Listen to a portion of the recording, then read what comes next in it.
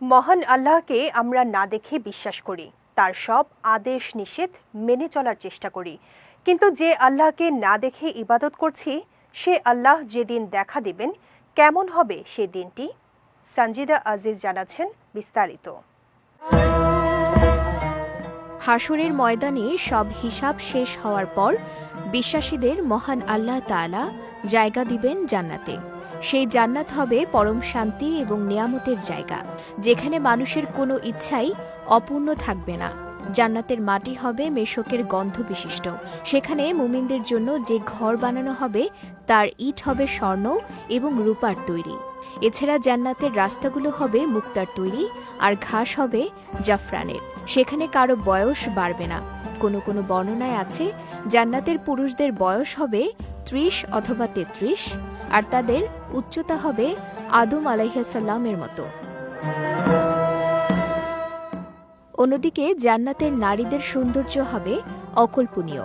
হাদিসের বর্ণনা অনুযায়ী যখন কোনো ব্যক্তি জান্নাতে তার স্ত্রীর দিকে তাকাবে, তখন তার সৌন্দর্য দেখে সে মুগ্ধ থাকবে ৪০ বছর।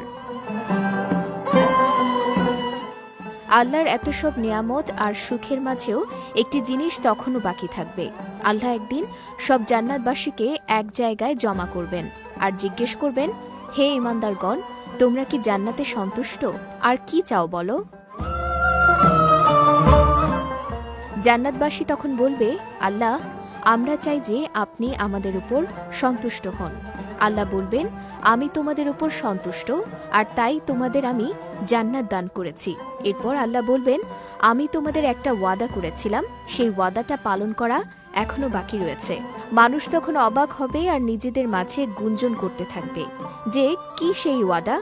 আল্লাহ তো আমাদের সৎ কাজের প্রতিদান দিয়েছেন, আমাদের মন্দ কাজগুলো ক্ষমা করেছেন, তার রহমত গুণে আমাদের জান্নাতে প্রবেশ করিয়েছেন।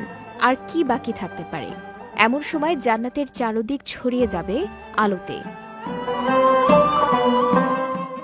স্বয়ং আল্লাহ সেই জমায়েতে উপস্থিত হবেন আর বলবেন, কারা সেই ব্যক্তি যারা আমাকে কখনো দেখেনি কিন্তু তবুও বিশ্বাস করেছে? আজকে হচ্ছে বৃদ্ধির দিন, তোমরা যা চাও তাই দেয়া হবে। তখন জান্নাতবাসী বলবে, হে আল্লাহ, আমরা আপনাকে দেখতে চাই।